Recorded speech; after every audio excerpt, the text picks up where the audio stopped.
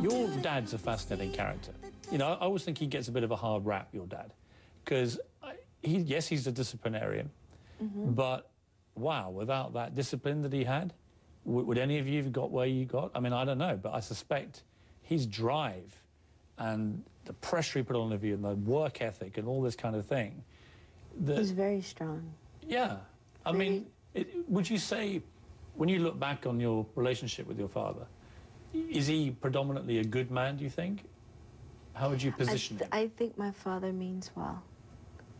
I think he means well and wants nothing but the best for his kids. I just think that the way he went about certain things wasn't the best way, but it got the job done. And that's because of maybe how he was raised, doing what he thought was best, not knowing any better. So you tell a story in the book, one occasion you cite when you're getting out of the bathtub and he whacks you. How old were you then? I was very young. I remember being younger than 8, let me put it like that. I mean, that's pretty bad. Yeah. And I can't remember what it was that I did. I can't remember if I truly deserved it. But my father's never touched me aside from that time. He's never whipped me. But he did the boys quite a lot. He was quite a physically disciplinarian guy. When my brother Randy and when we came along, I think my parents got kind of tired. Having 9 kids and raising these children, I think they became, and everyone says, you guys have it so easy, my other brothers and sisters would say. And my parents were a lot more lenient with us, and I thought they were very strict. Does he ever tell you that he loves you? Yeah, he has. He can do that. He has that. He has done that before. But not often, I shouldn't think. No. He doesn't give me the impression of being very demonstrative in that way emotionally. It's very tough. Jacksons don't cry. Is that the tough. Really? You do though, don't you? Of course I You're cry. quite emotional. Are you kidding me? Yeah, I cry. Everybody cries. How do you get on with him now? Honestly. Well, you think I'm going to sit here and lie to you? Maybe. That's wrong. We don't speak that much. When did you last talk to him? Honestly, it's not often. Not... Weeks? Months? It's been... Oh, no. It has been months, not like that. A few weeks ago. Do you feel sad about that? Do you feel sad you don't have a relationship with him that is better? Not anymore. I used to. It would have been nice. I would go over a friend's house when Mother would let me go. And I'd see my friends, the relationship with their father.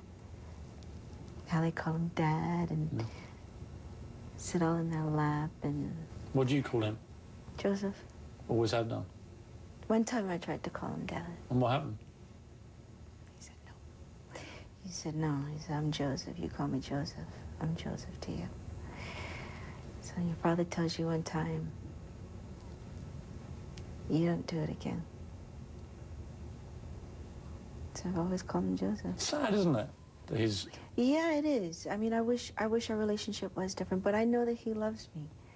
In his weird, strange way. That's exactly what it is. There's no question about it. I know that he loves me, and he's told me before. It's, you know,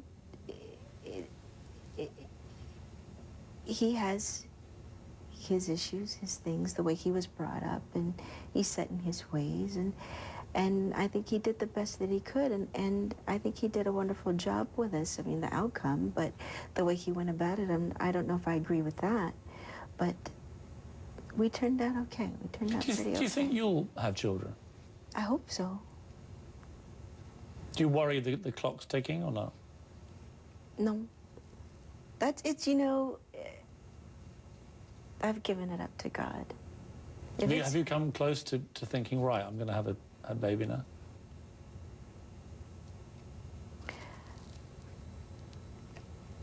I never never really thought about having children until I got with Jermaine Dupri when he and I were together. Mm. That was the first time I really wanted to have children. I felt, I felt comfortable in the relationship at that time. How he would be as a father, how he is as a father. He has a little girl, but we're not together anymore. So I don't know if I'll have kids, but I've really given it up to God. If it's meant to be, it's gonna. Do you think you'd be a good mum? I hope so. Everyone tells me for the longest. They've told me, "Oh, you'd make a great mother." I said, "What? Why? You're very nurturing. You're very mothering. You take care of people all the time, and yada yada yada." So I don't know. What would you do differently if you had a child to the way your father treated you? A lot of attention, a lot of love, spend a lot of time. I'd let them know how much I love them all the time. They'd know. Wouldn't have to wonder, guess. When we come back, the saddest moment of Janet's life, losing Michael. Are you able now to think about with happy memories? Have you got to that stage yet? Trust in me. Though your heart is aching, smile, even though it's breaking. When your brother did the Charlie Chaplin smile routine at the memorial for Michael, My brother Jermaine. yeah, Yes. it seemed completely appropriate to anyone that knew him, because that's what I remember about Michael, was this amazing smile he had, apart from the genius talent. You know, I still say to people, I saw him in Paris in the early 90s. I have never seen a concert like it in my life. Wonderful performer. I mean, incredible performer. But he had this amazing smile. Do you feel he's still with you? Do you feel he smiles down on you? Yes. A day doesn't go by where I don't think about him. Not one day. That goes for the rest of my brothers and sisters who've spoken about it. Some of the most touching stuff in the book is about you and Michael when you were very young. Really like those passages, because it's kind of like you were looking after each other's backs a bit. You know, you each had each other, and yet the teasing was relentless, and he could be very naughty with you, but he always kind of knew you were there for him. I feel that he did. I hope so. We never talked about that, but, well, I feel like that's part of my job as a little sister, to have my back, to have the back of my brothers and sisters. What was he like as a little chap? The kid? Yeah. I heard he was bad. I did. As a little kid, because, I mean, obviously I heard he used to pranks, tease people all the time. But he was a good kid, though. And when you came along and you became his back watcher, and you both got a little bit older each time, how did your relationship evolve? We were very close. Mike and I were very close. We used to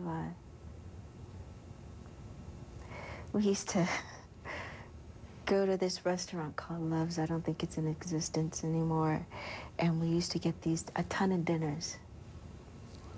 And we'd drive around in the car looking for homeless people to give them to. Did you? Mm-hmm, we did it. We used to do it all the time. And just give them food. And one guy threw it at us. I don't need your stinking food. I was like, Mike, let's get out of here. I can imagine you handling that okay, but I'd imagine Michael probably freaked when that happened. Well, no, he was driving, and I'm the one that's passing out the food. We got out of there, though. But, yeah, that's the only time we were ever any sort of rejection. But. And are you able now, because enough time has passed, the terrible grief you must have felt at the time, are you able now to think about with happy memories? Have you got to that stage yet? Mm-hmm. What do you think about? About passing out the dinners to the homeless, yeah. about taking care of the animals when we were kids, about some of the talks that we had, things like that. What was it, for those who didn't know him, what was he like? What were the misconceptions of Michael, do you think? He's very sweet, very gentle, incredibly smart. Always about love.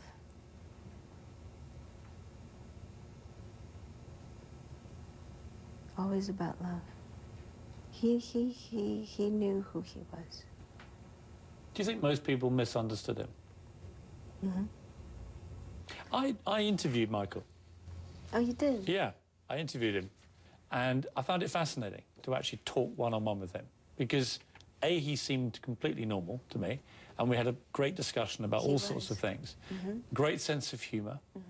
Mm-hmm. But what was really interesting, and I wanted to read you some of this, was what he said about Princess Diana, who had just died.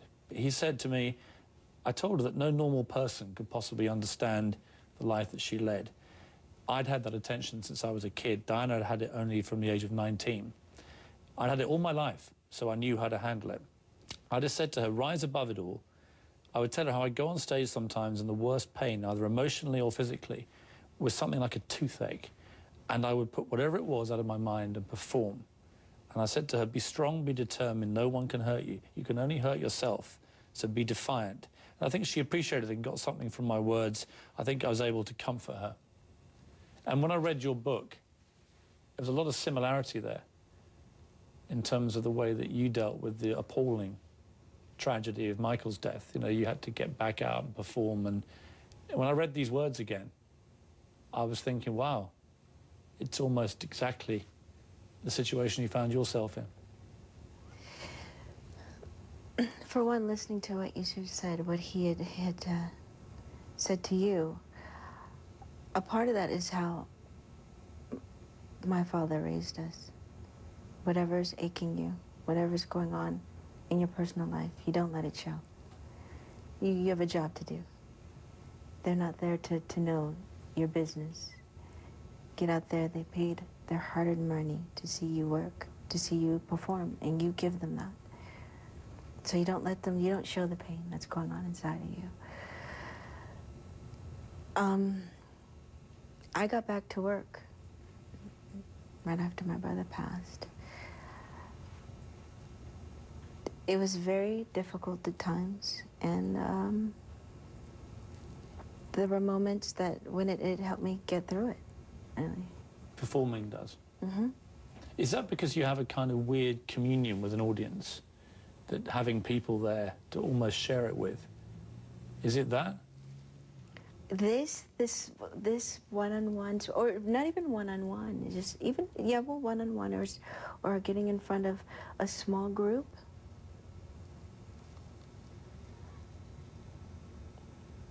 That's difficult for me. But 80,000 people on a stage is a different thing. No-brainer.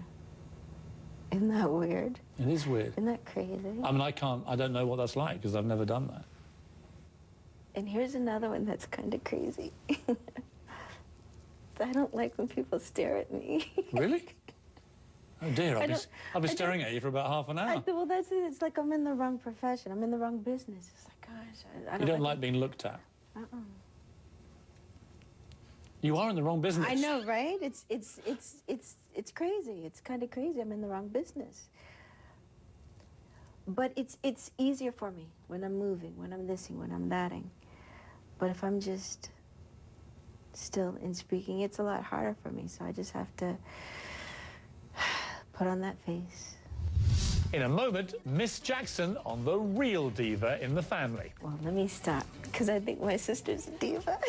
She's going to kill me.